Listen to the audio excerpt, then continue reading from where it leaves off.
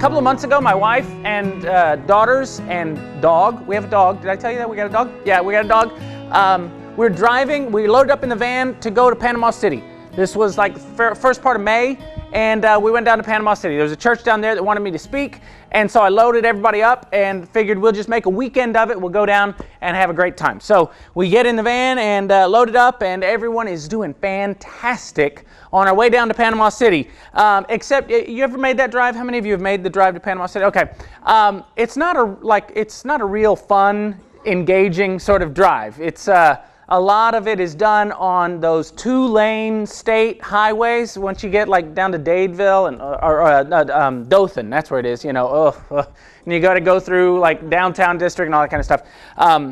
And so we're driving down these 2-lane state highways, and we get behind. When I was a kid, we used to call it a mutzel. Anybody know what a mutzel is? It sounds like a Jewish word, doesn't it? A mutzel.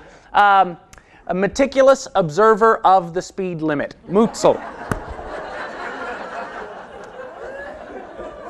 Now, I'm a very cautious driver, especially when I have the kids in the van and all that. But we're under grace and not under law, and so I do the 4 to 5 mile buffer zone that everyone does, right? Okay, but I'm behind someone who is still under law, and this person thinks you got to drive 4 to 5 miles under the speed limit, and so it's very, very frustrating because we're trying to get, and now there are like 4 or 5 cars stacked up behind us, and the person at the very back is in this black SUV, this big black SUV, and he apparently is in a much bigger hurry than the rest of us, and so we're having a good time. We're having a good, normal, casual kind of drive. And this guy pulls out and decides he's going to pass all 4 or 5 of us. And I see him pull out, and I know what he's doing. And so you kind of ease up a little bit. You're kind of trying to give him some space to get past. And he gets, all the way. He's right up beside me, and we look up, and coming over the bend now is a semi. Yeah. And so what has been a very casual sort of being in the same place at the same time kind of experience is now taken on a lot more drama. And so we eventually, I slow way down to try to let this guy over, and he just floors it and pulls in front of the guy in front of me, and he goes. But there's that kind of, that rush of adrenaline, and you start to think about it. And so I'm angry now. I'm angry at the person in front of me for driving so slowly, and I'm angry because that we didn't leave earlier. Somehow in my mind, that would have made this not happen. I'm angry that we didn't leave earlier, and I'm angry at the guy, and I'm angry at the truck, and you know what it is. It creates a lot of anxiety in you, and it doesn't take much to move from something that's just a casual little experience to something that is all of a sudden a dramatic encounter. And when you have one of those kinds of dramatic encounters, it changes your perspective on a lot of things. It changes now all of a sudden. I'm looking back, looking at the kids, and they're asleep. They don't even know anything has gone on. But now I'm looking at my kids differently. And I'm looking at the person in front of me differently. And I'm looking at this drive a lot differently. It doesn't take much to change it from something that was really casual to all of a sudden something that takes on possibly life-changing proportions. The New Testament, and especially the first 4 books of the New Testament, Matthew, Mark, Luke, and John, are just full of encounters that people have with Jesus. And these encounters begin very often as just casual things. Casual occurrences of 2 people who happen to be in the same place at the same time, but through the course of events, maybe through a conversation, or through something that happens, or someone new comes into the conversation. And now, all of a sudden, what was a very casual thing has become a dramatic encounter. So what we're going to do over the next several weeks, we're going to look at a bunch of these. We're going to look at John the Baptist, and we're going to look at the woman at the well. We're going to look at Nicodemus. We're going to look at the guy at the pool of Bethesda. We're going to look at a lot of these different encounters because these people come to Jesus and they think they're fine. And they think they know how life is going to work out. And they think they know what's going to happen next. And very often, Jesus takes them on a journey that changes the course of their lives forever. I have a hard time imagining people encountering Jesus and then going home and saying, I met the most interesting guy today. Or, well, I met this guy and he was just sort of so-so. Or these people, when they met Jesus, the future was forever changed. They viewed their past in a new light, and they understood their purpose in the present in a whole different way that had never been opened up to them before because they met Jesus. And people, just like I was describing that little experience for me, different people respond to dramatic encounters in different ways. For some people, they'll go through an experience like that, and they will never drive the speed limit again. It'll just change the way they drive forever. And other people will go through an encounter like that and they'll never drive again. They'll just say, if that's what it's like out there, I don't want to go out. Different people respond to different kind of situations and circumstances and encounters differently. And we see that in the life of Jesus. Some people come to Jesus, they have this dramatic encounter, and they say, what do I have to do? What do I have to give away, sell, sign? You tell me what I need to do and I'll do it. Other people go away and they say, I don't want any part of that. Other people say, we have to stop him. And other people go and grab other people and say, you got to meet this guy. Different people respond differently to these encounters that take place in the four Gospels. And what we're going to do, one of the things we're going to notice though, is that when you have an encounter, you may respond in different ways, but no one stays the same. When you have an encounter with Jesus, you will change. Positively, negatively, you'll change. Okay? So two things we're going to learn as we look through these dramatic encounters that people have with Jesus. The first thing we're going to learn is we're going to learn why Jesus' life is so remarkable. Because I think Jesus' life, Jesus really was a remarkable guy. You can talk to people out there who don't buy the whole virgin birth, don't buy the bodily resurrection, don't think he was God, don't think he was the Son of God, just think he was a good guy. But you ask them and they'll still tell you he was an amazing guy, a remarkable teacher. Clearly he marked history forever. Here we are 2,000 and some years later, we're still talking about him. So everybody is on board with the idea that he was a remarkable person. You ask someone, what did he do that was so remarkable? And you might get a bunch of different answers. That's one of the things that we're going to find out as we look at all these amazing encounters is what makes Jesus' life so remarkable. But the other thing we're going to learn from these encounters is what could happen if we allowed ourselves to have an encounter with Jesus. And see, that's where those people out in the world, that's where they fall short. Because everyone is willing to say he was a remarkable guy, but not many people are willing to go ahead and allow themselves to have an encounter with him. Because for a lot of folks, they just don't want to change. Because they know Jesus will demand change, and I'm just not ready to do what he says to do. And so I'm willing to admit he was a good guy. I'm willing to admit that he did some amazing things. He was a wise and moral teacher, but I'm unwilling to go any further than that, because to go any further than that would be for me to say, I need to listen to what he has to say. And if he really was God, then he's probably smarter than I am about a lot of things. And when he and I disagree, one of us is right and it ain't going to be him. Or one of us is wrong, rather, and it ain't going to be him. And someone's got to change, you see? And that's where most people stop. I don't want to have an encounter with him. I'm willing to admit that he had a remarkable life, but I don't want to think through the implications of that. But we're not going to back away from that in here. Over the course of the next several weeks, we're going to say, okay, what is it about Jesus' life that made his life so remarkable? But then we're going to push a little bit further and say, okay, what could happen if we allowed ourselves to have an encounter with him the way these characters had an encounter with him? So, are you open to Mark chapter 1? Mark chapter 1, we'll start in verse 40, okay? Mark chapter 1, verse 40. It says, a man with leprosy came to Jesus, and begged him on his knees, If you are willing, you can make me clean." Jesus was moved with compassion. He reached out his hand and touched the man. "I am willing," he said, "be clean." Immediately, the leprosy left him, and he was cleansed. And Jesus sent him away at once with a strong warning. "See that you don't tell this to anyone, but go, show yourself to the priest, offer the sacrifices that Moses commanded for your cleansing as a testimony to them."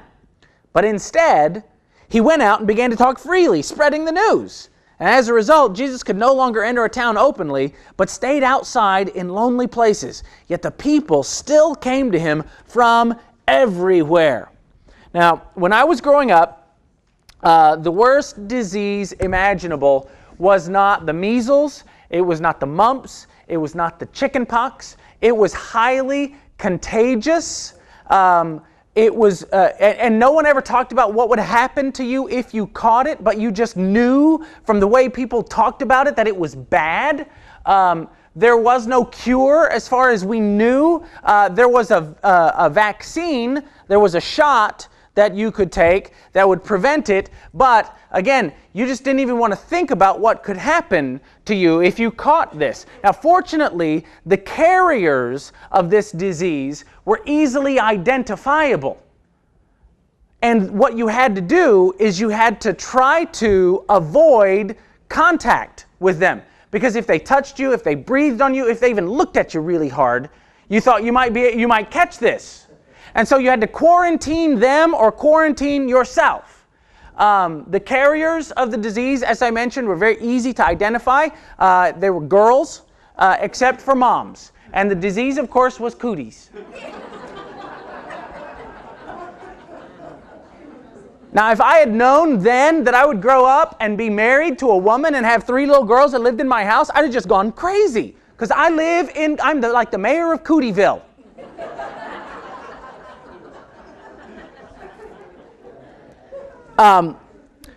That's just the mere mention of cooties when I was a kid was enough to give you the heebie-jeebies. And the thing is, guys, like little boys, when you're growing up, you don't know what it's like to have someone treat you as if you have cooties. Little boys don't do that with other little boys. We don't play. Only girls have cooties, and little girls don't typically reciprocate in that. So little boys don't grow up knowing what it's like to be treated as if you have cooties. Until you get married. And then, like, if you ever have you get in an argument with your wife or something, and then later you've gotten over it, but she's still angry, and you try to make up, and like you try to reach out and embrace your wife or something, then you know what it's like to be looked on as if you have cooties. My wife doesn't do that, but other wives that I've read about do that kind of thing. The truth is, we live in a world where there are some people who are labeled untouchable. You get labeled an untouchable because of your race, or because of your socioeconomic status, because of your education level, because of your physical appearance, because of the neighborhood you live in, because of the job that you hold, because so many different factors. You get labeled in our society, and there's people in our society, people in every society, who are just untouchable. There was an article in a magazine that I read not too long ago, I think it was The Economist, about something that took place in India, in the village of Bihar, a state of Bihar. They're what's called a caste system. There's a very sharply delineated social structure. And if you're on the bottom rung, you can always rest in the fact that there's one rung a little bit lower, the lowest rung imaginable. They're actually called untouchables. And there was an article that I read about a woman who was from the lower caste who ran off, eloped with a boy who was an untouchable. And when the people in her village found out about that, they dragged her into the town square, and they whipped her, and they branded her with a burning log. And they found him, and they stoned him to death in the town square.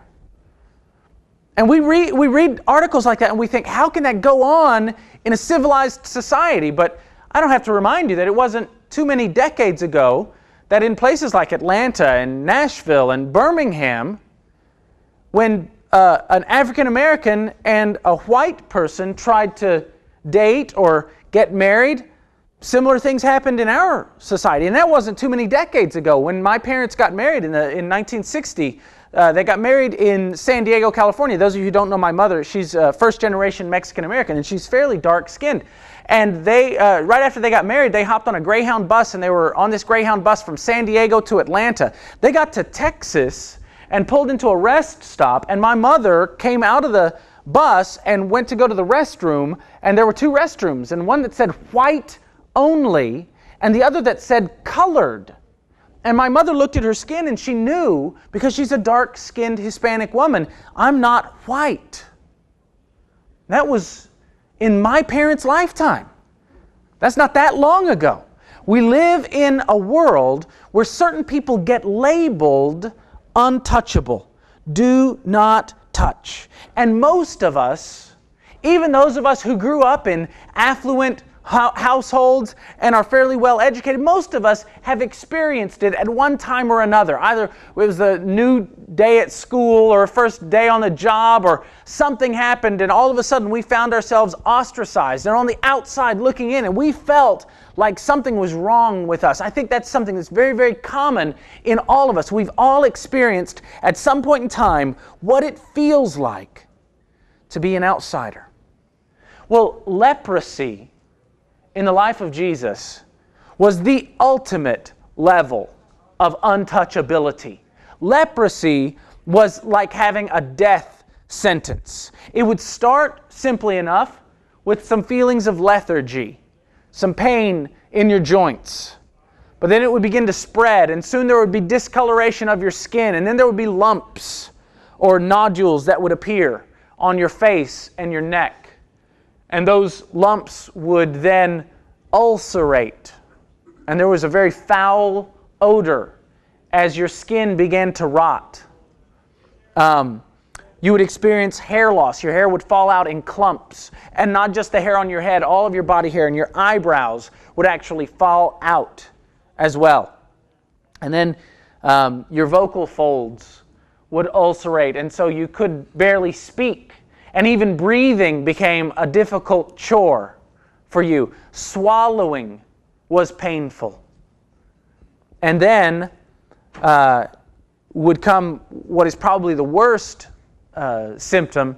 You would experience a loss of physical sensation. You wouldn't be able to feel things as the nerve endings would go numb. And, you know, people used to think that body parts would fall off.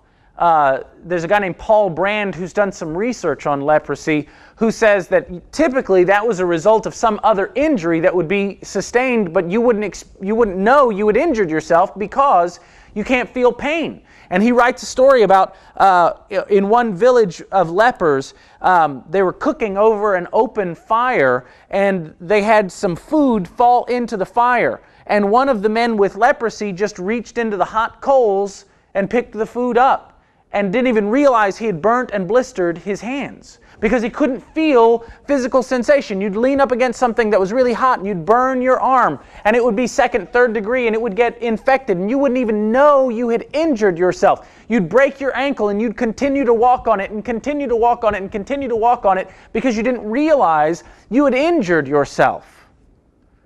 And frequently, in these villages where these lepers would go to congregate, they would fall asleep, and animals would come into their tents in the night and would gnaw off body parts. And people wouldn't even know what had happened. And eventually you'd lose your brain function, and typically you'd fall into a coma and then die. If you go back to Leviticus, way back in the beginning of the Bible, in Leviticus chapter 13, this is what God's law says about people with leprosy. Leviticus 13, verse 45.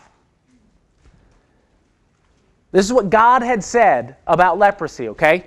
He says, anyone with such a defiling disease must wear torn clothes, Let their hair be unkempt, cover the lower part of their face, and cry out, unclean, unclean. As long as they have the disease, they remain unclean. They must live alone. They must live outside the camp.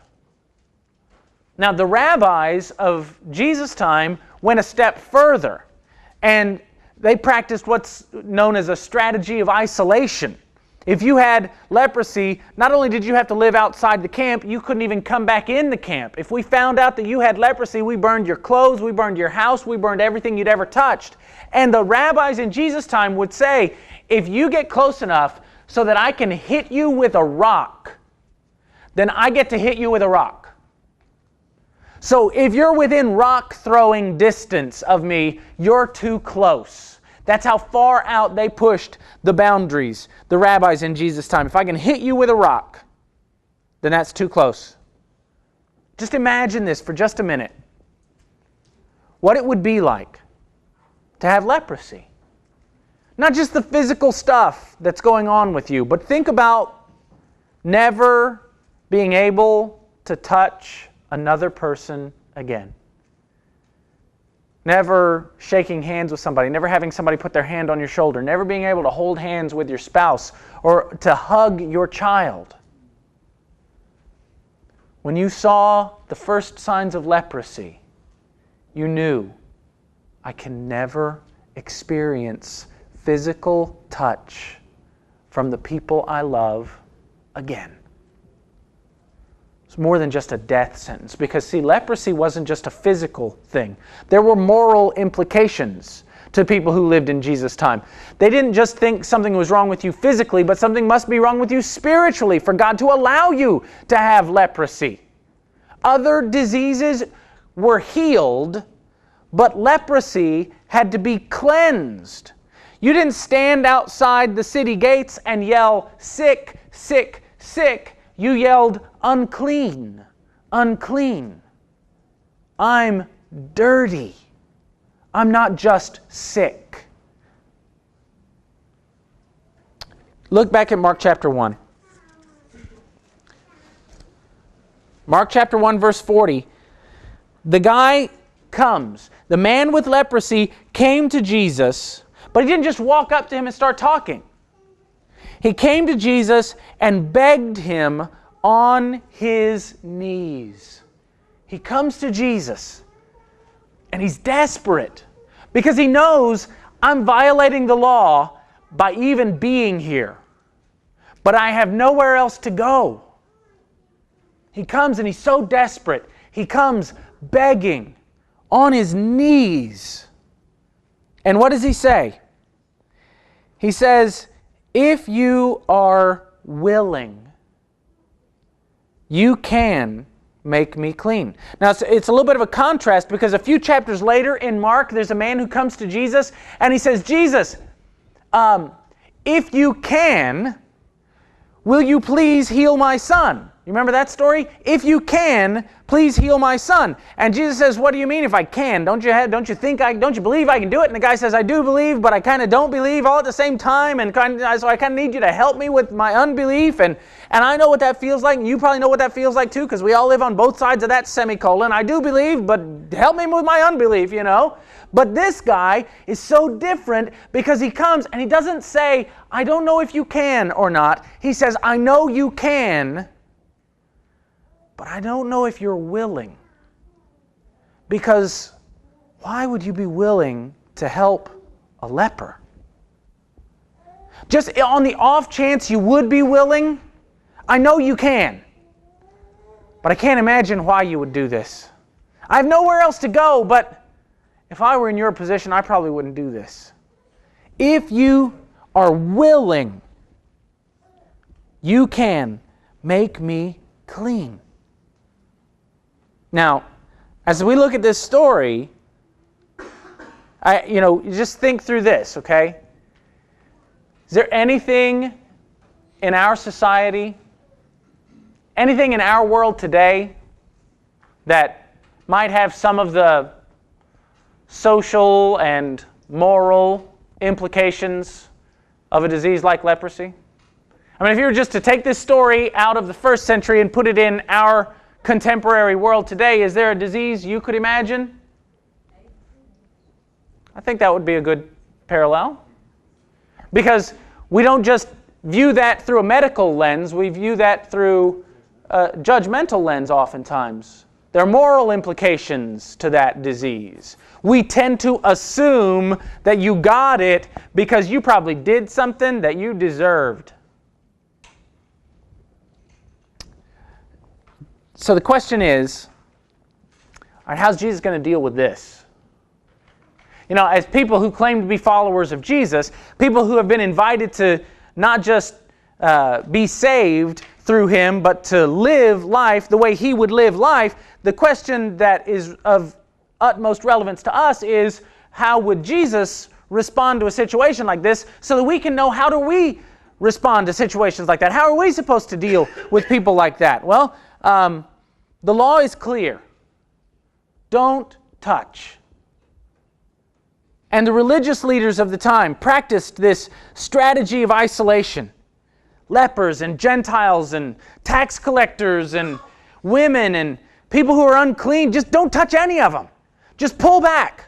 And if you see them, in fact, there was a group of rabbis, I may have mentioned this before, there was a group of rabbis during the time of Jesus who were so afraid of women because women, they thought, could give you the evil eye, you know, and they would, you know, so they associated women with the fall and Eve and manipulation and all this kind of stuff, really, that they thought better to not even look at a woman. And so if they ever saw a woman approaching them, they would close their eyes until, because she had cooties, you know, and so they would close their eyes until they were sure that she was past. And as a result, they're constantly running into things and falling down.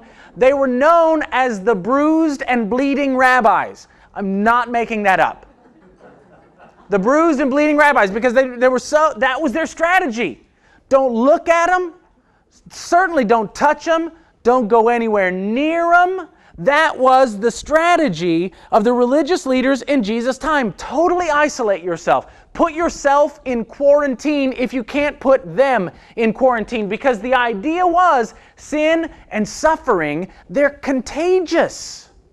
I mean, you get around a sinful person and see what happens. Get around somebody who uses a lot of profanity and find out that, wow, that's kind of contagious. Get around somebody who complains a lot, and that's contagious. Get around somebody who has a mean, bitter, sour spirit. It's contagious, isn't it? I mean, sin and suffering, they're contagious, and so you must avoid them at all costs.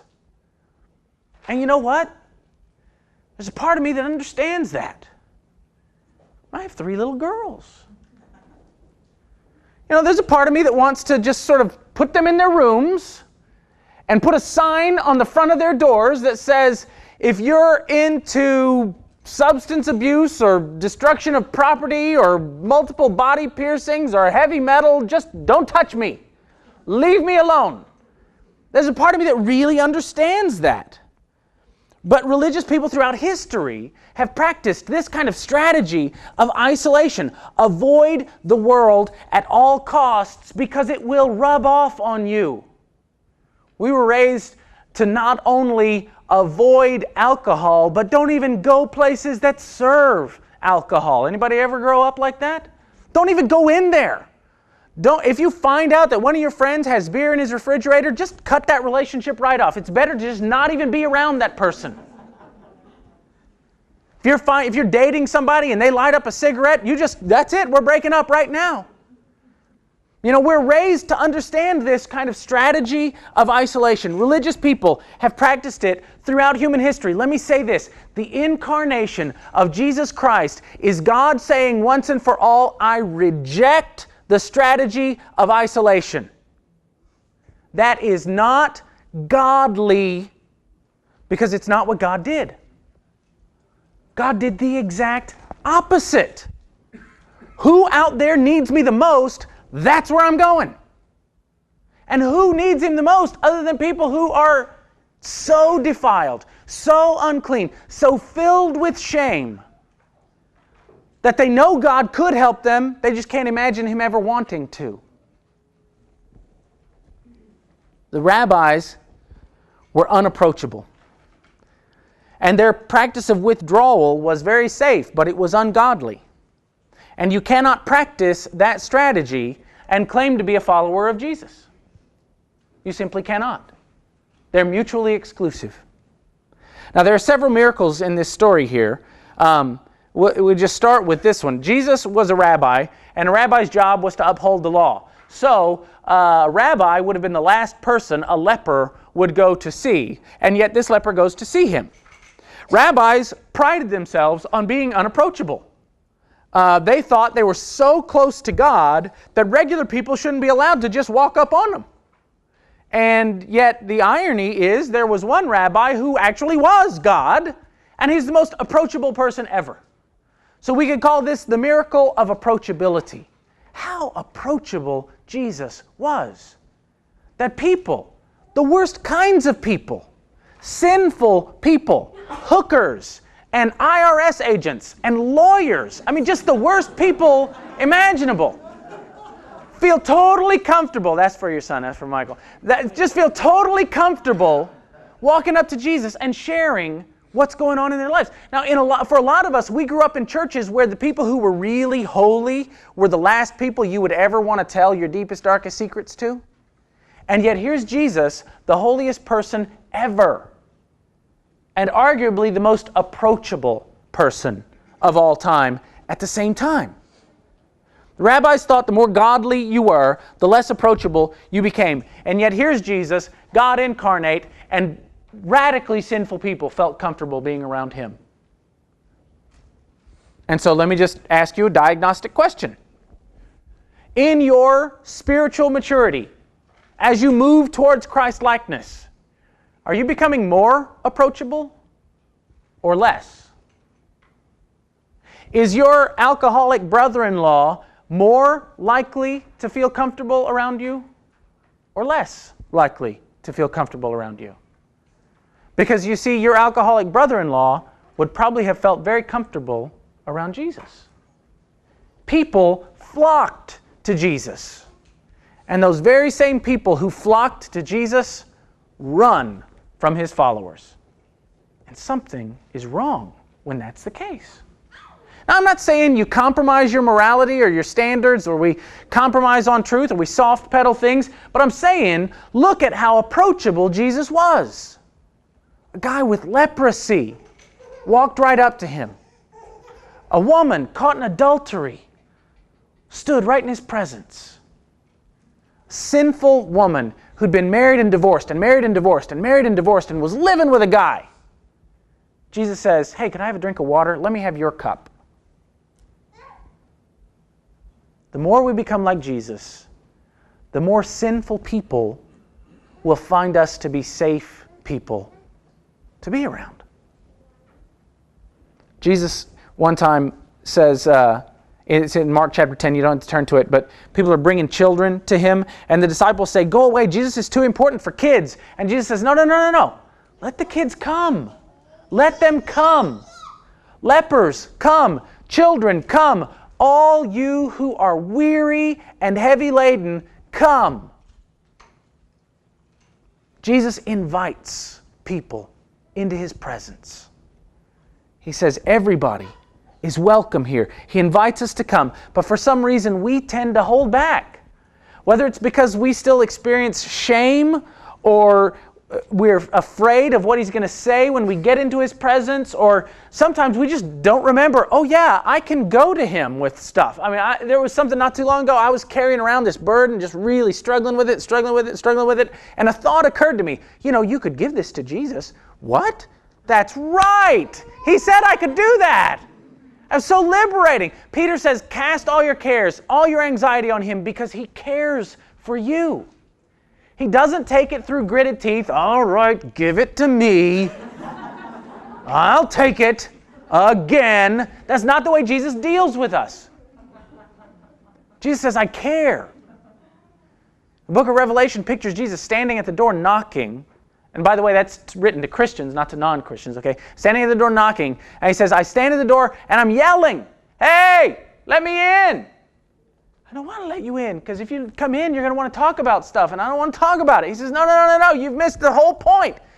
When I come in, I'm not going to give you a big stern finger-wagging lecture. I just want to have dinner together.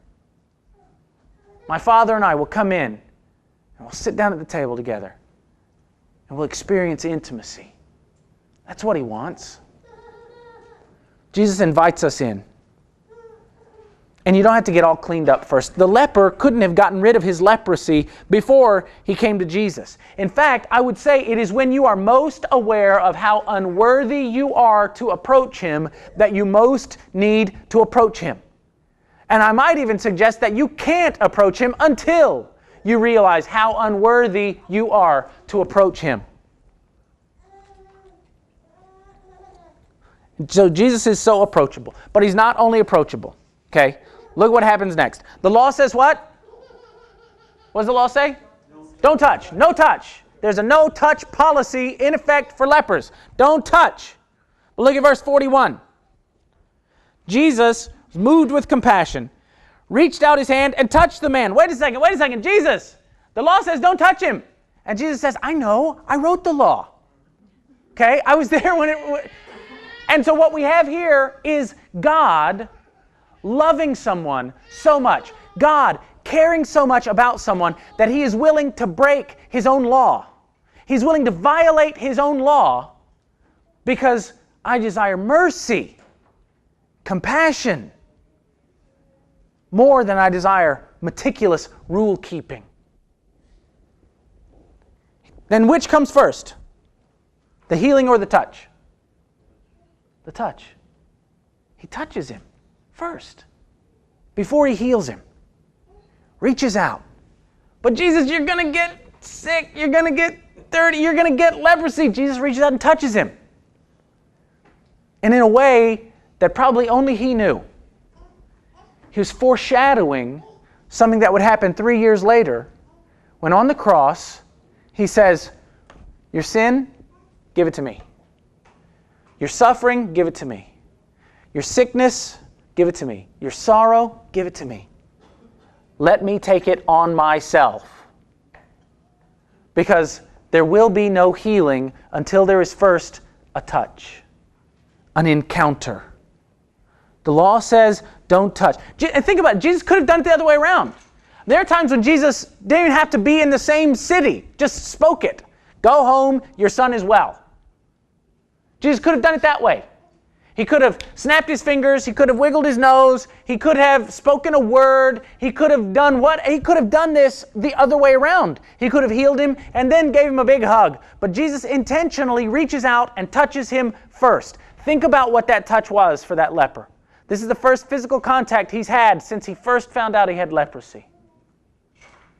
Somebody, kind, compassionate. Somebody, not only kind, compassionate, someone totally holy, totally righteous, without a hint of self-righteousness or holier than thou, reaches out and gives this man the dignity of a human touch. See, Jesus doesn't call us to safety. Jesus doesn't call us to quarantine.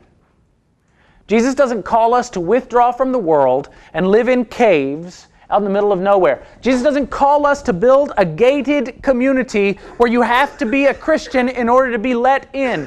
Jesus does not call us to that. He calls us to go. You know, in the book of Jude, Jude says part of the calling of a Christian is to snatch people out of the flames. And you can't do that unless you're willing to go in where the flames are.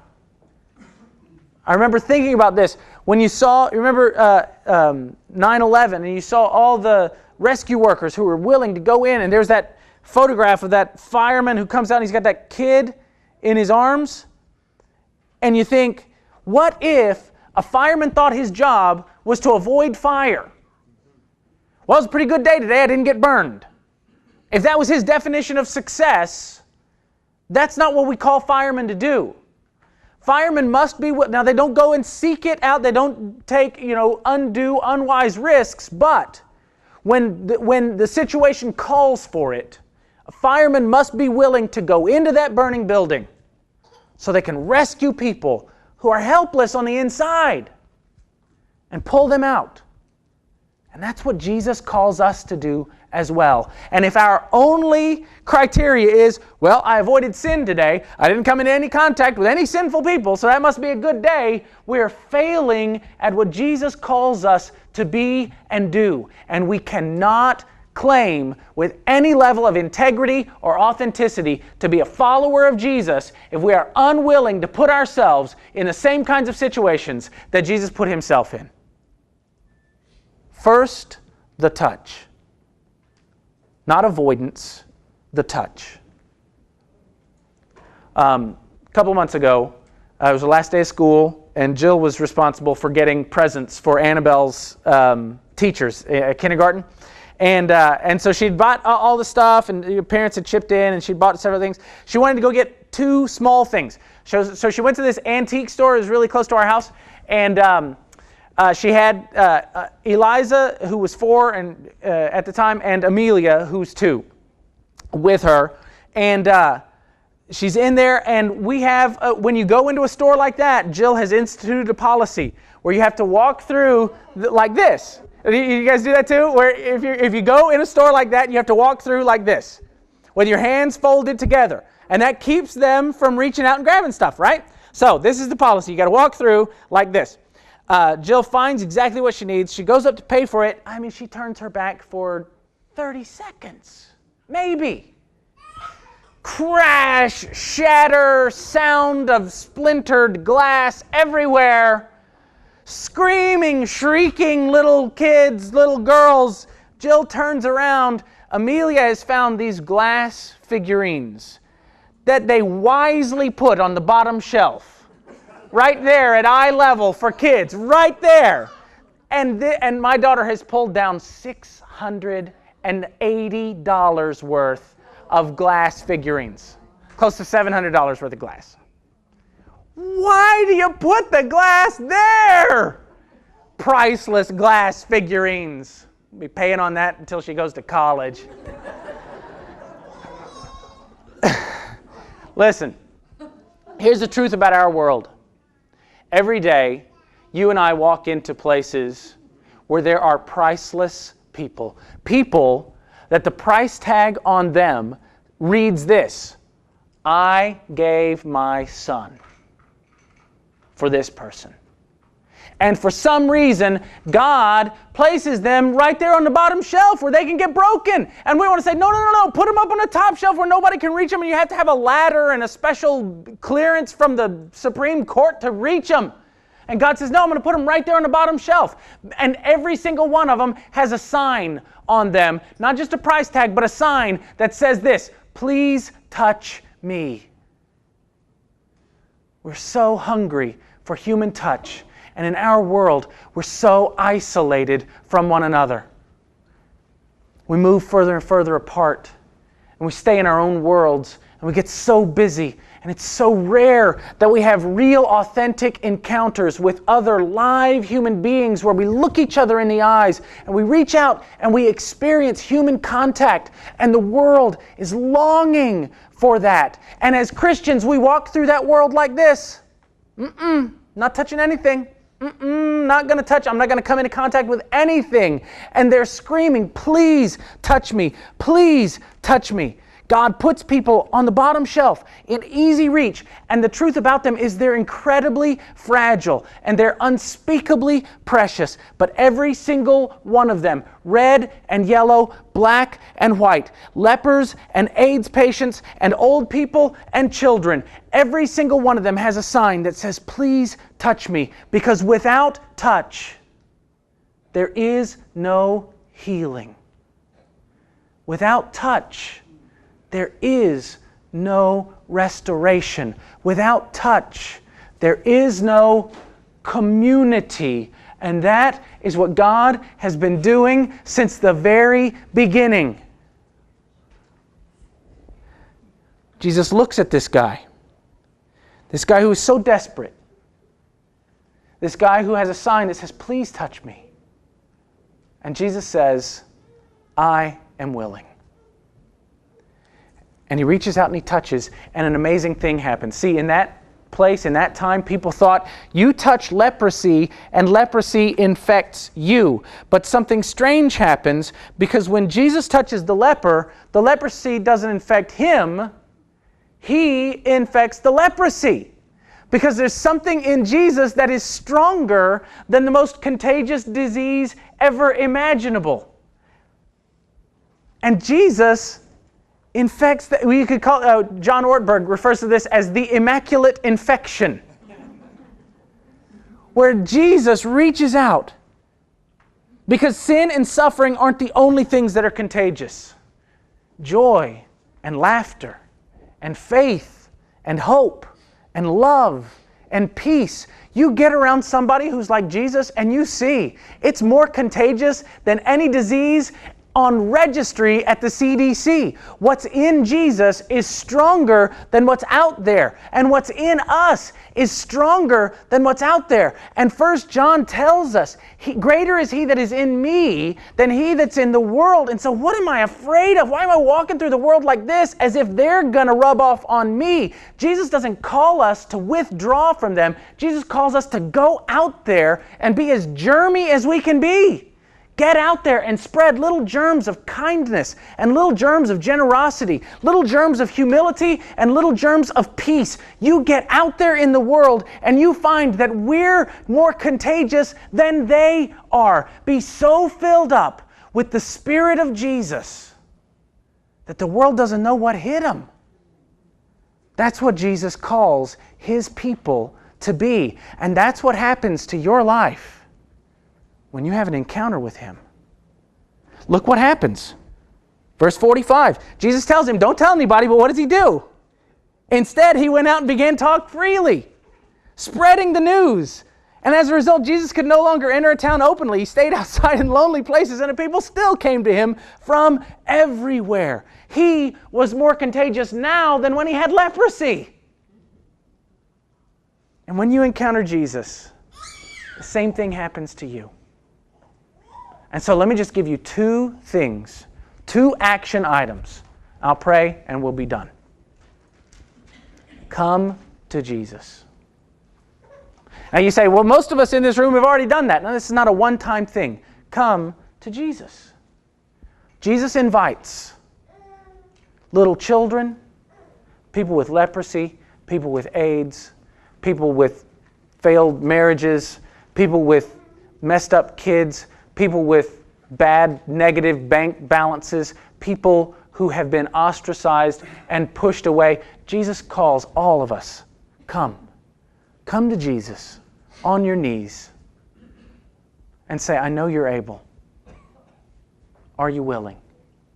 And you'll be amazed what he does. Come to Jesus and allow yourself to have this kind of encounter. Allow him to touch you and to give you the dignity that he created you with.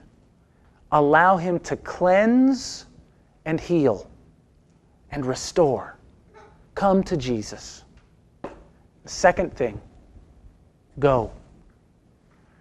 Go and spread it. Go and create an epidemic in your world, in your workplace, in your neighborhood. Go. Come to Jesus and then go. Yes, sir. Can I share something? Yes, absolutely. You know, my spirit's just really moving me. And I've shared this with everybody that I've talked to today, but I can't believe how this fits what you've said. Oh, great. Okay. Today I had two of the guys in recovery over to eat lunch. And one of them I didn't know very well, and I asked him, I said, well, tell me your story, how did you get here? He said, Bill, I tell you, he said, I was out using, I was broke, I wanted to get some more cocaine, and he said, I've never done anything unlawful to do with my addiction before, but I decided that I was going to rob a Chevron station. He said, I went out and took my tag and folded it down and proceeded on my way. And out in the middle of the street, about halfway there, I gave out of gas. Y'all, he was telling this today. Said I gave out of gas, and a lady behind me honked the horn because she didn't know what was going on.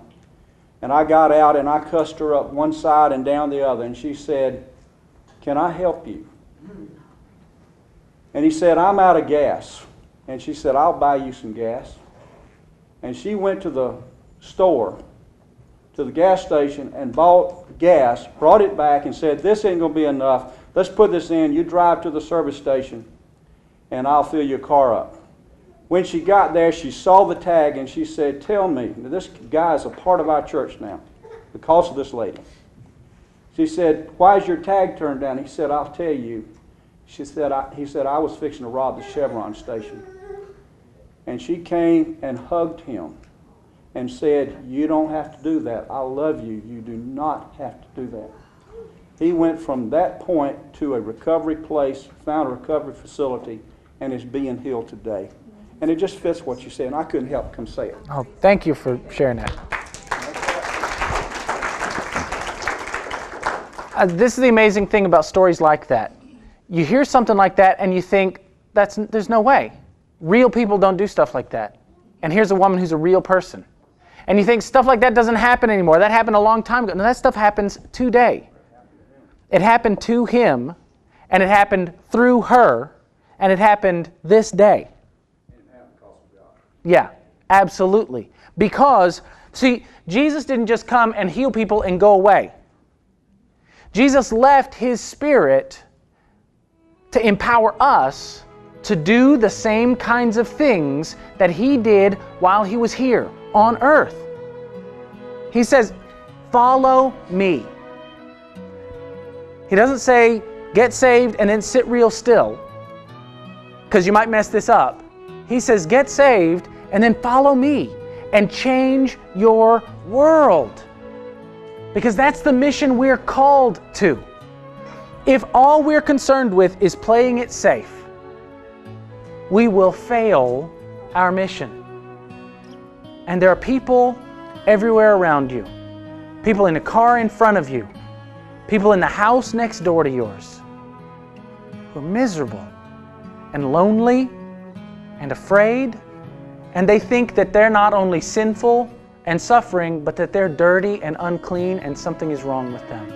Because they have so little contact with people who look them in the eyes, put their hand on their shoulder, and say, I love you. You don't have to do this. 2 assignments this week. Come to Jesus and go to the world. Let's stand and we'll pray together. God, you call us to a task that is bigger than we are. You call us to a task to which we are insufficient. We do not have the resources in our own power and in our own strength to do what you call us to do. We are frequently fearful. We are frequently ruled by shame. And God, I pray that you will break that spirit over us, that you will empower us through your Holy Spirit that lives in us to be brave people, willing to go outside of our comfort zones, to go beyond safety towards where real security is found, which is in doing the will of our Father.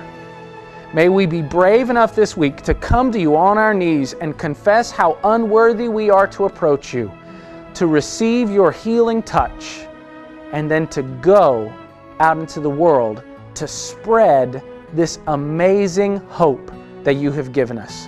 We ask that in your Son's name. Amen. We'll see you guys next week.